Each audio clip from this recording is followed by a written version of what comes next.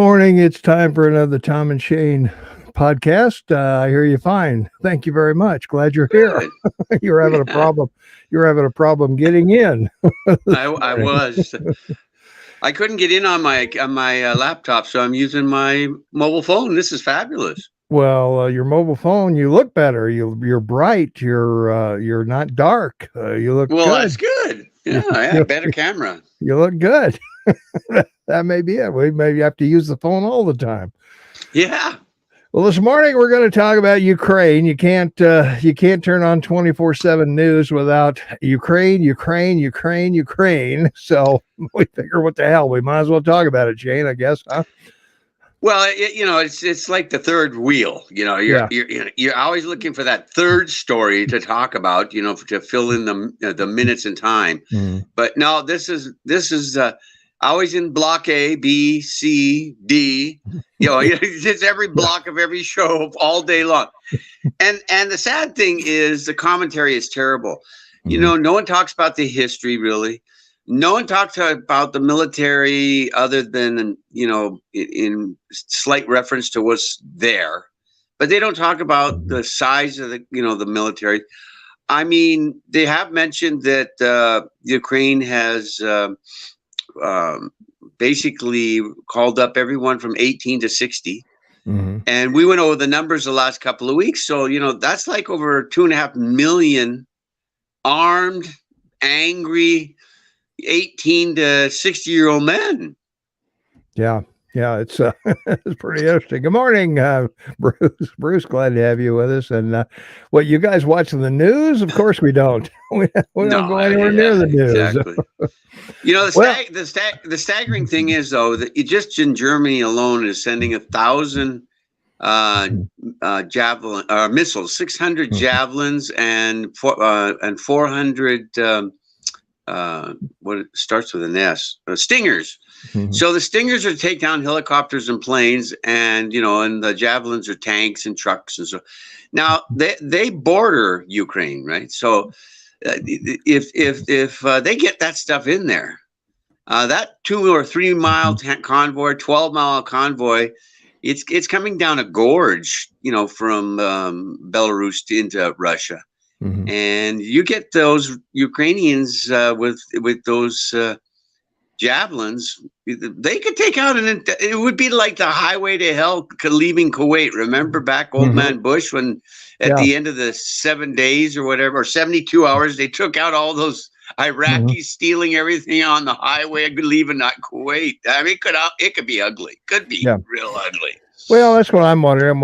I wonder two things. One is, how do you get the stuff in there? Because they are completely surrounded. Even I realize they had that little sort of truce talk in Belarus or Belize or whatever the hell that place is. Belarus, Belarus, Belarus, baby. Belarus. So Yeah, thanks for the help.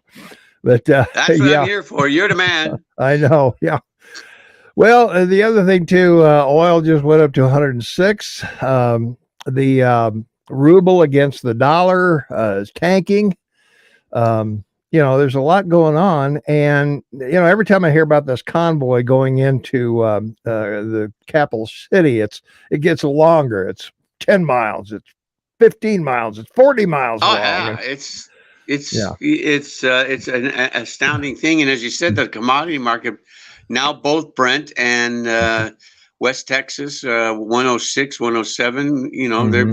They're no 10% gap there. They're trading. Gold doesn't want to push. It's still at 1933. Hmm. But I mean, you look at the stock market. Oh my gosh, did we call this one right? I Yeah. mean, it's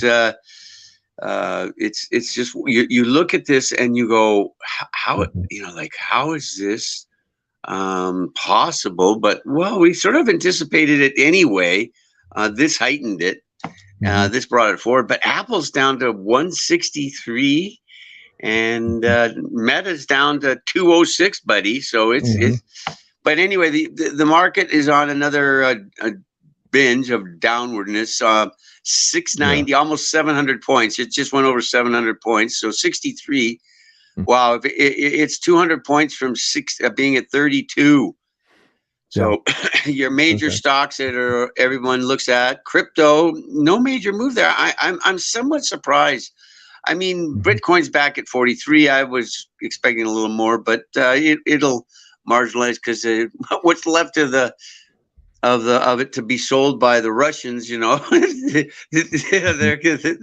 gonna probably want to look at it and try to decide what do we do now.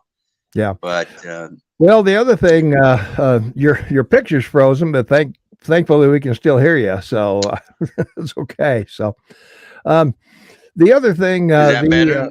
Am I that's back? better. Yeah, you're back now. So, I'm back. yeah, you're back now. So, the other thing is that Putin, I think, miscalculated on this deal as to how many uh, he.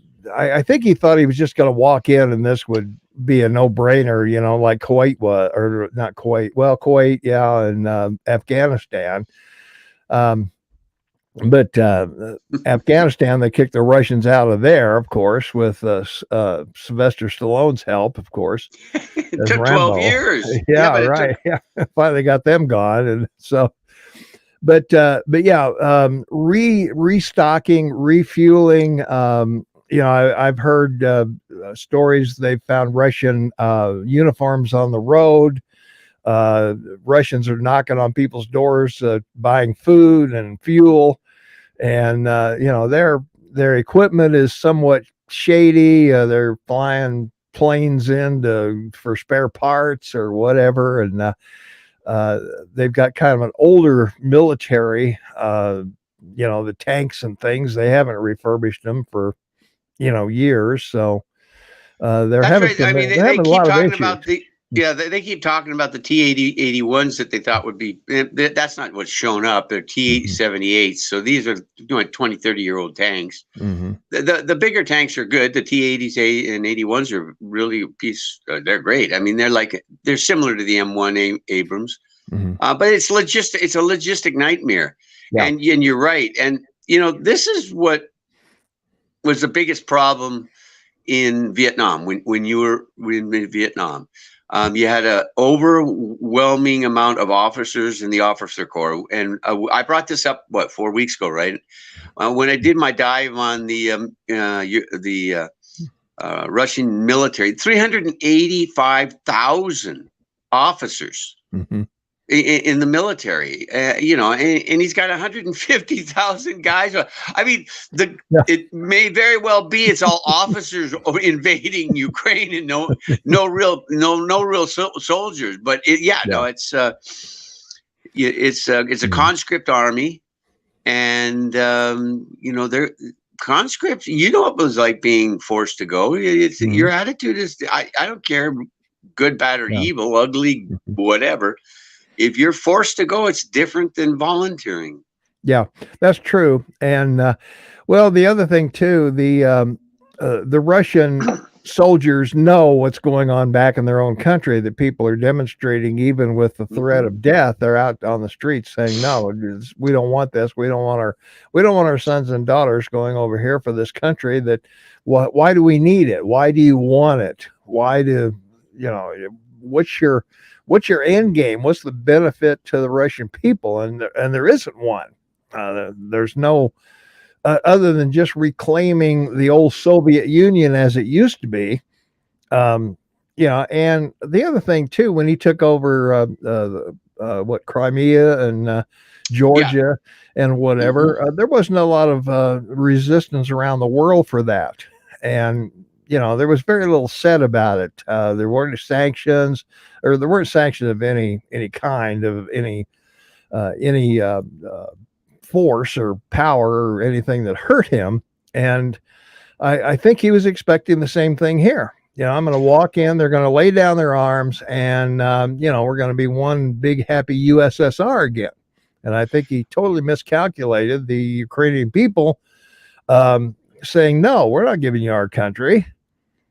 Well, I think there's two things that are important to be said. Number one, the poll that we've talked about last week that came out, 61% of Americans believe this would never have happened with Trump. Mm-hmm. And then you need roll back the tape, because you got to go back to Xi in Malrago, whatever, Malrago in Florida with Trump having dinner for the first time.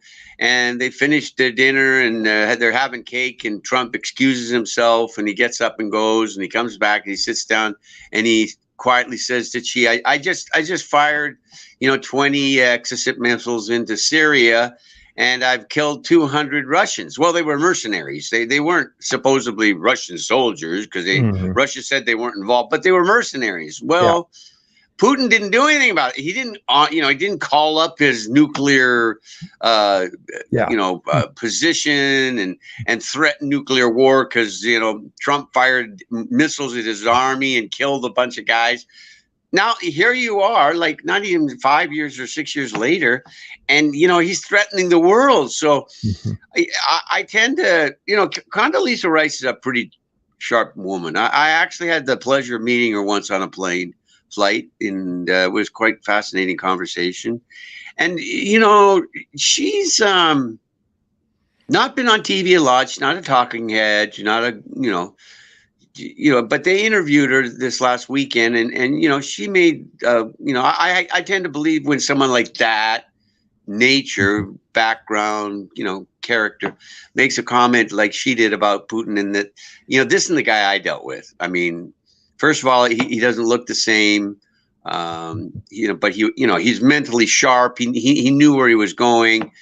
He had a very clear understanding of what our conversation was about. And the guy I'm seeing on TV right now, at least, from the intakes or outtakes we're getting, it doesn't look well. So I don't know, maybe he's clicked, maybe he's fallen off his chair. Well, maybe he has. I don't know. Bruce says, I believe the Iraqis had those Soviet tanks in Desert Storm, and the Abrams took them out with ease. So there you are. So yeah, that's right. Yeah. They did have T-78s in Desert Storm. That's right. Yeah. So T-76. Yeah. Yeah. Well, I think Putin has surprised the rally of the NATO nations.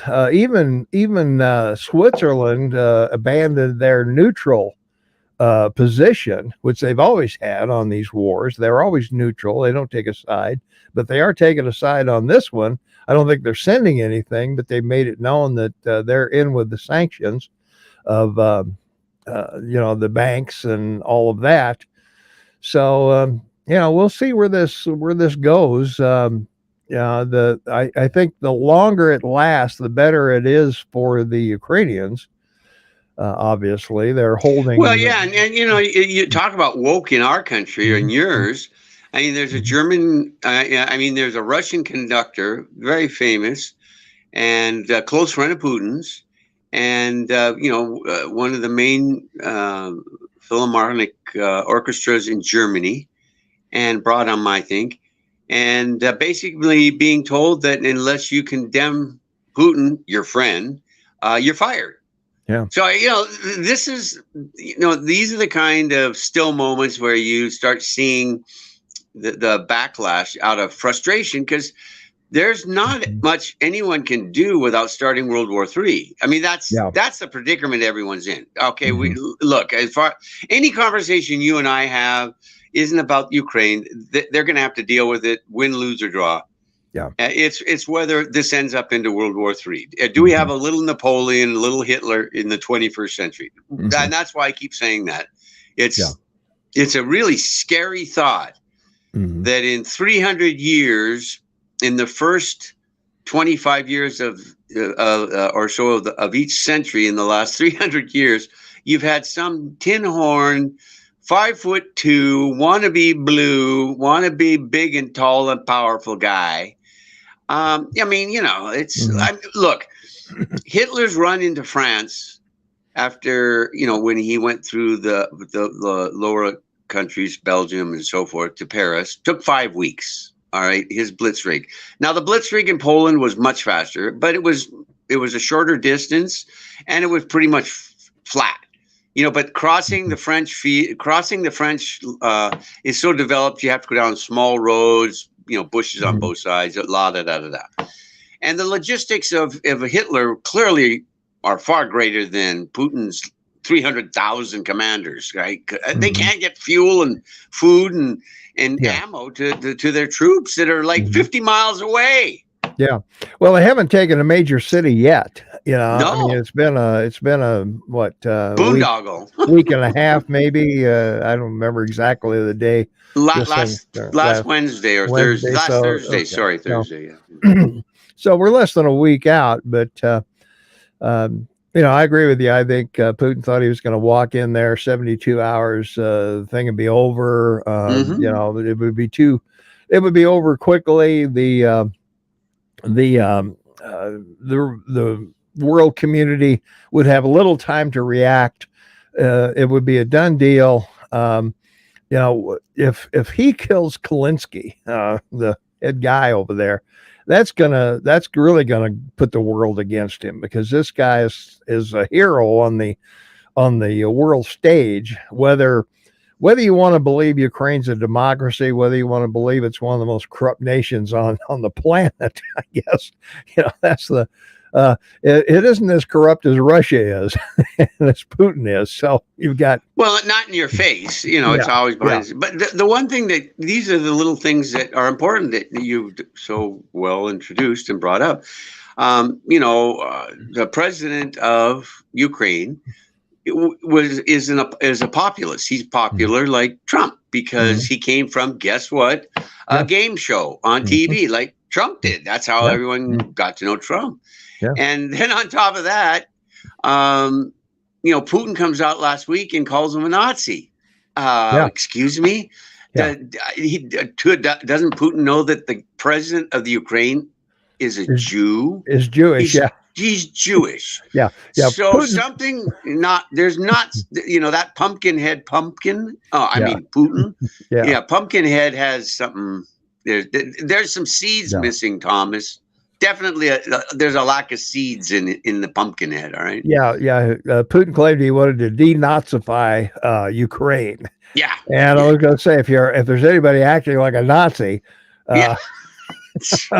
hey, you might as well just go ahead and put the swastika on and while you're traveling around and get on it. So it's just so it's like someone in Bridger firing into Bozeman, or someone from the North Shore of Kamloops, or the the Thompson River, firing howitzers across to the southern side. I mean it's just beyond. Oh, and the other thing too, I think that the call that Putin's made about this, raising or elevating his nuclear weapons, he doesn't want to see a Clinton, back in the Serbian War in '98, without authorization. Remember, even though the UN backed him, Clinton went in and started bombing in Serbia because the Muslims were killing the Christians, or the Christians were killing the Muslims. It was a religious war.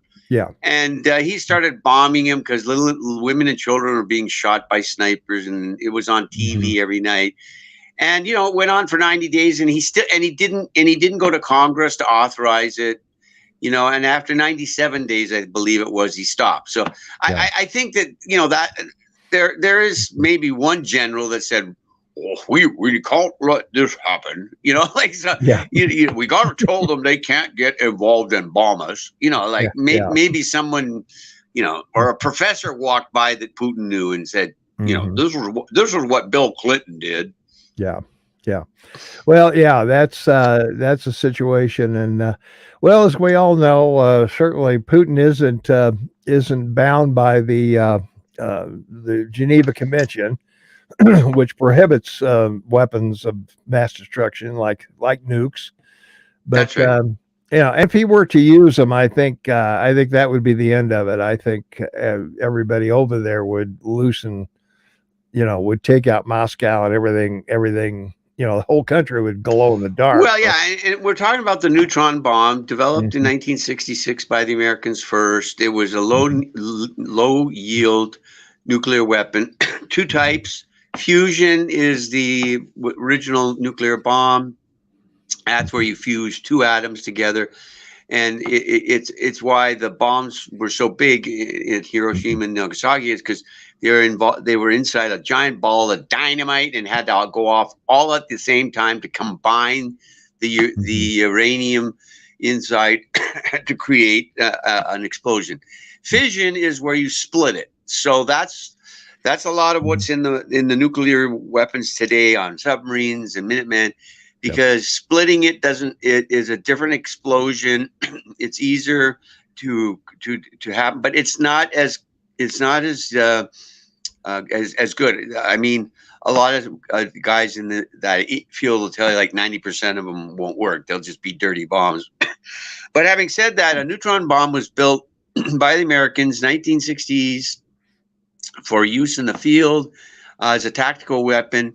The idea being it's a low yield, it goes off, it creates an electromagnetic pulse, of course.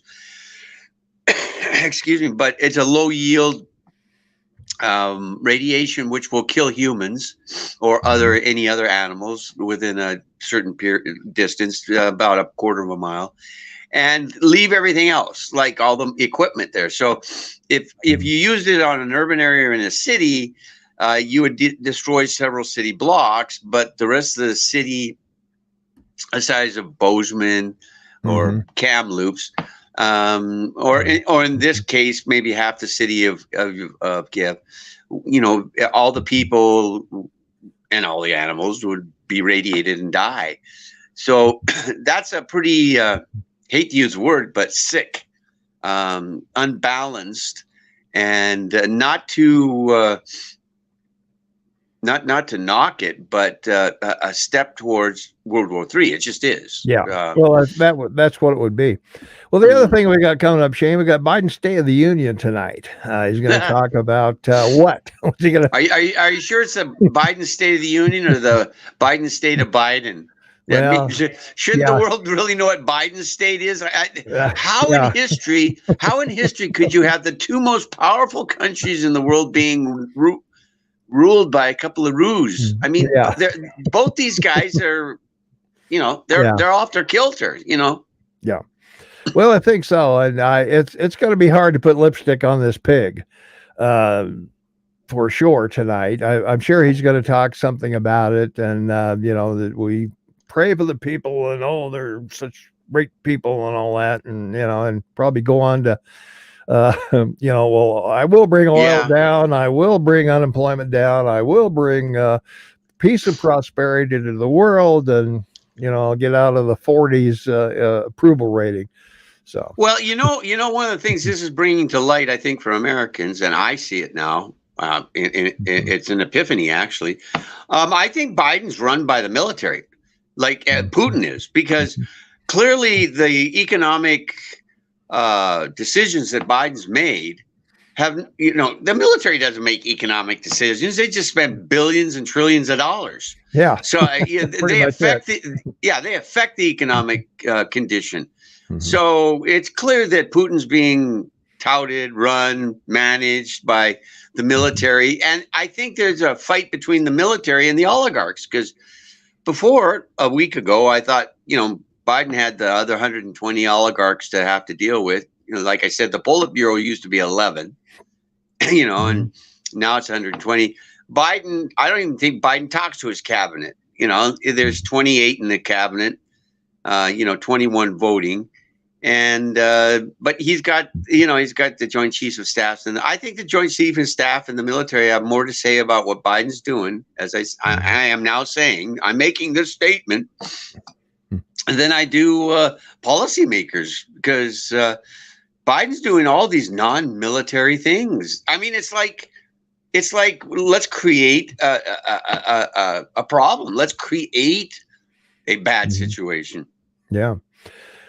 Well, before we leave, how long is it before the media moves back to Hunter, Shane? I don't know. But real quick, just so you know, old man Bush in 1992, before he left office, had all the neutron bombs that the American military had taken down and dismantled and destroyed. So the U.S. doesn't have it in its arsenal. So they say. We don't know, but that's what they say. Yeah. Well, I'm also wondering when is Putin going to pull out the biological weapons? Oh man, And these snuff bombs, these air bombs that they use, they're just a gigantic container of TNT or CD, and they drop it, and at 200 or 300 feet above the ground, they explode it, and the explosion is so vast because it's not like a nuclear bomb. It's dry, but it explodes in such a range that it sucks all the air back in for the explosion. Like it goes off, and then it sucks all the air in. So people literally, their lungs burn out or they suffocate from it. Man, they got some nasty stuff going there, buddy. Bad news. All right, well, I think that's we're going to wrap it up here. Hey, don't forget, look at the crawl down below. Tom and Shane, we're live on radio every Saturday, 8 to 11 Mountain Time. You need to listen live at kmmsam.com. No sign up needed, no email, no information. You just click and listen. You can call us, you can text us. All of that happens every Saturday from 8 to 11. And of course, we're here every Tuesday and Thursday morning at 10 a.m. Mountain Time. So mark that down on your calendar. And if you subscribe and ring the notification bell, guess what will happen, Shane? You will be notified every time we're on. And if you like us and leave a comment, both Facebook and YouTube appreciate that. And they elevate our things a little higher in the search deal. So we'd like for that to happen as well. So we appreciate that very much. And great show. Linda says, hey, Bruce says, love you guys. Well, hey, we need your love out there, man. So yeah, we do. We need it.